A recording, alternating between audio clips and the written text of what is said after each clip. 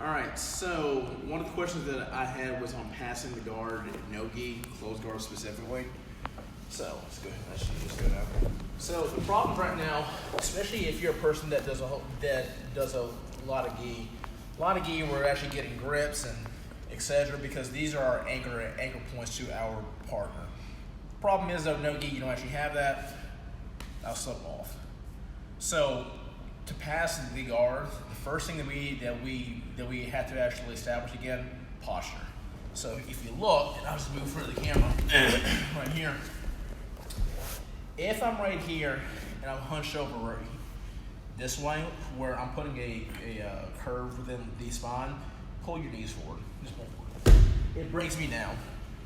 Okay. Versus, and again, your toes, they can be live or they can be flat, depending on your toe flexibility. One's going to be better or one will be worse. What I want though, think about pushing your hips forward. So you see how my shoulders basically are in front of the hips. Let me get my shoulders basically right in line here. And now from here, if I tighten up the abs, pull me in a little bit here. It's harder to do. It's not impossible, but it's harder. You want that because now this actually frees up your hands to do whatever. Let's also go over like a few things that people want to do a lot. Don't just see if you can just dig your elbows in. This works essentially whenever you're going to go up against someone that's actually brand new. But once a person knows what they're actually doing, guys will actually just deal with this. In fact, he may even grab a hold of like the wrist. Go ahead and grab a wrist. He'll punch this hand in, punch it in, and then he'll jump a triangle now. So you're putting yourself within a lot of danger. So you will see some people, they can be brand new, they can come from other arts, and they think, well, I'll dig the elbows into these pressure points and actually just get out. You won't, honestly. So don't even actually bother with that. The grip that I want though, because we will go over passing right now from the knees and then standing, but the main grip I'm going to want is this grip right here. Basically, you're taking the baseball bat grip. Why? If I just grab, go ahead and pull your hand out, pull it. I'll lose it. If I even go two over, if he grabs a hold of his wrist, now just actually pull your wrist down like in self-defense. Go ahead. Boom. He actually then pulls against the openings of the hands. But if I go with the palm up, palm down grip, get away. I'm actually anchored now. So it's harder for him to be able to do much of anything really. Even if we're doing mixed martial arts, if I actually grab you like this way, and not saying that you shouldn't all, but let's face it, it does actually happen. You know how the gloves are. I can grab in here and even hook right here, and then pin this down as I'm starting whatever my guard passing sequences are, and he can't do much with this hand now. Okay, so again, biggest things: don't have a curve within the back. Shoulders in, engaging hips. You're pushing your hips forward here. Okay, your hands. And we will go over a couple of hand placements here, but the first main grip I really want is this one right here. I will go over how to actually get to this baseball bat back grip. But once we get here, I'm pushing his forearm essentially right underneath his rib cage. His rib cage form is right here. We're just gonna push it in, and it lets me be secure here. Now, my head then goes above his. It goes above his, and this lets me windshield wiper out, and I step my foot up. As I step this foot up, I don't want this foot flat. If you're looking at his spine, whenever my foot's flat, watch how his spine's straight. But as soon as I lift it up and then I turn this knee in, it puts a C curve essentially within him. And this is what I want on the pass, because right now he's structurally weak. So from here, this knee goes in, and I really want you to pinch this knee in, because now I can take this hand on this side, and now I can just straight push right now. Now from here, I hop my knee quickly over, my foot stays right here, If my foot goes out, he goes into a half guard. And again, if you like dealing with half guard, that's great. But again, there's no point in me putting myself in situations where I'll just move for you. There's no point in me putting myself in situations though where I've got to deal with these problems here. Okay, so now we're here again, just like within the gi video from like last week. We go immediately chest to chest contact. Immediately. Your two main passes once we actually get here though is it will either be we grab behind his shoulder, I force him flat, then we go behind the neck, we go behind his leg, and now we actually backstep. The reason why we do that, if you get on like this side here, I've got to always beat his elbow to get from getting to his hip. So if, say I'm here, if he throws his elbow down right here as I pass, so let's say if I just take my knee in, he can now shrimp and then get back into a better guard position then. And that's only because his elbow actually can occupy this space. So remember though, on all your escape movements, the more that you can actually connect your elbow into this inner space here, which typically is where your knee is going to want going anyhow. This is your safety zone. I have to beat you there. So whenever you pass, you have to beat that person there. So that's why whenever you get to like this spot, if you look, his shoulder's off the ground, but that lets his elbow get on the ground. So now he can actually then make this space up. But if I put him flat, you see how it opens up this space now. So that's why once we actually get here, we go chest to chest immediately right here, but we don't pass that. You have to put this shoulder down. So I can open the elbow and I can put that shoulder down and my head down. Now if you look on this side right here, it is hard for him to be able to actually beat me right here. So even if I want to actually open up and a knee cut, you see how my knee goes directly into this space before his elbow can. But again, that's going to be predicated though on me getting him flat. So that's a problem that I see with some people in passing, in that they get really, really greedy on it. But you really have to actually think about what does the person on bottom need to be able to actually get out, and that will be occupying this space here. So if they can occupy this space right here, strap out, go ahead and go. He's out. But if you can't occupy this space, it's hard, because normally if you cannot bring your elbow down, then you bring your knee up. Here's the problem though. This leg has stapled this knee down, so this knee is pretty much dead.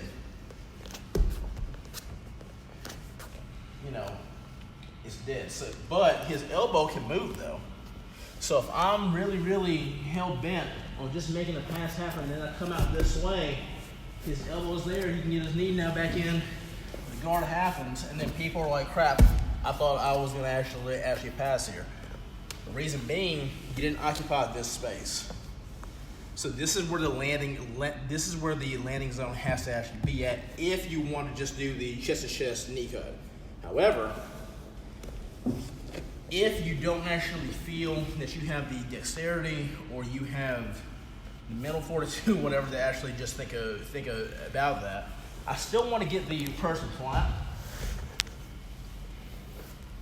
But instead now I grab underneath his shoulder right here, and I make sure I'm engaging my shoulder to his jawline. And again, you don't have to be cruel about it, but just definitely make sure that he's actually staple gun here. And now we grab a hold of his leg. Whenever I get in his leg, by the way, this is not just for show. Whenever I cup around it, my elbow flares. And what happens is that, and you can actually ask him, it makes a wishbone effect. So I don't really care how flexible you are. If you make that wishbone happen and you already have one hip basically stable on the ground, he can't really do much. Then it's more based on his ab work. Maybe he actually just goes crazy trying to actually throw you. And if that actually occurs, just hug it and then just actually put your head on his shoulder, ride it out. And then as soon as he settles himself down, back step out, you're out. Okay. So again, that's one way of passing guard. Now let's go with standing though. Standing wise, you have to be careful. So things that you don't want to actually do. I don't want to put my hands down and just stand up this way, because I'm giving him too much access to like the feet and the legs. So not a fan of that. Instead, what we want to do is come up safely and carefully. And again, I'm still going to use this grip a lot. You could use this grip right here, where you have the two unders, and there's definitely value to that. And we will go over that sequence next. It's just that personally, I've fallen in love more related with this one here. This one gives me a little bit more versatility, I think. So once we get here, again, we lean forward, and see I'm straightening the arms in two here. We lean forward, we windshield wiper, we stand up. Now, real quick, if he actually tries to do a sit-up on me, sit up. Yeah, pull yourself up, right here. This is fine. So this is also why I love this grip here, because now I can actually pass on either side. So if I want, see how he actually grabbed and hold the tricep here? That's fine.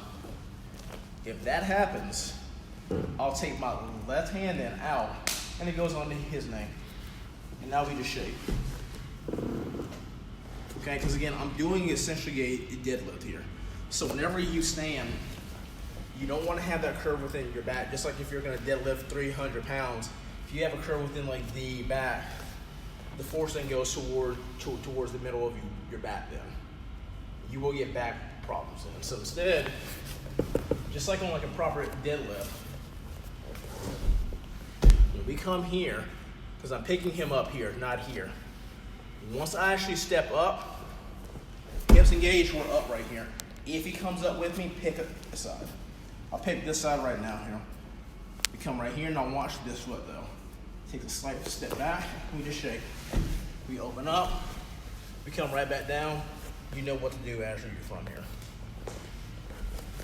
The second one though, go ahead right here again. And again, that's if they actually follow you up. Some people will follow you up and then they want to hug you around you like a cool ball then.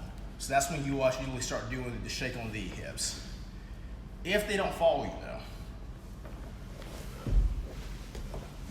right here, if you look, I put my right knee behind his butt cheek. I'm straightening out. What happens is that it makes a gap right here. So the gap between now where hips has widened, I can then basically take two fingers and push, and I'll break him open then. Actually, don't use two fingers, but just to show how easy it is though. And again, I'm facing here right now. I'm gonna be facing over here though at the end.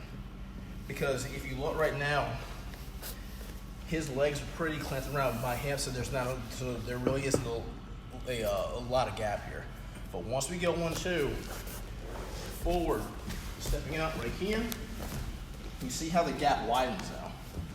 So from here, make sure your knee is behind his butt. If your knee's in front, exactly, he gets control on me. If the knee's behind the butt, try that now. It's pretty hard as I'm pulling up still. Did you see what's happening? We're still putting a curve within the spine here. Push now. Now we're actually wide open. The passes then actually open up. So, the last one that we're going to do today though, because we've already passed now standing, now we pass from ways to the knees.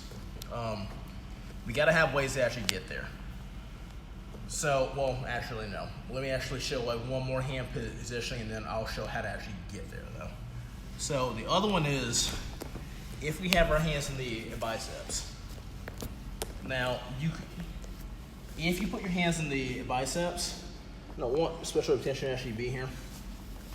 You don't want to have a monkey grip here, because now go ahead and pummel your hand on underneath me. There we go. And now he's got double unders. He can go one over, one under, whatever.